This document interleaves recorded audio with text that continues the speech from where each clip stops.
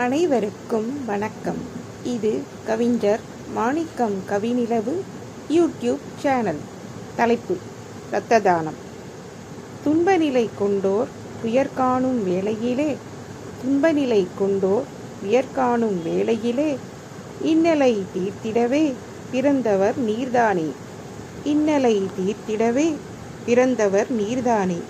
குருதிதனை கொடுத்து வரமென வாழ்பவனும், குருதிதனை கொடுத்து வரமென வாழ்பவனும், நல் இதயம் ஆள்பவனும் நீர்தானே, நல் இதயம் ஆள்பவனும் நீர்தானே.